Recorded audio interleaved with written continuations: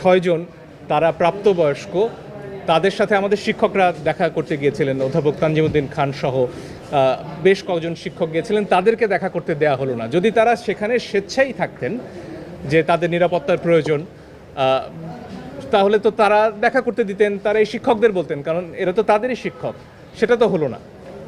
এই ছাত্ররা যদি সেখানে স্বেচ্ছায় থাকেন, তাহলে কেন তাদের গণমাধ্যমের সামনেই কথা বলতে দেওয়া হচ্ছে না? কেন ভিডিও আলাদা করে ছাড়া হচ্ছে? এই বিষয়ে তো কোনো সন্দেহ নেই আমার মনে হয় যে তারা ডিবি হেফাজতে রয়েছেন। সরকারের তরফ থেকে কালকে 3জন অতিরিক্ত অ্যাটর্নি জেনারেল যে কথাটা বলেছেন যে তারা নিরাপত্তার অভাব বোধ করায় তারা সেখানে আছেন, এই তো তাদের কথা।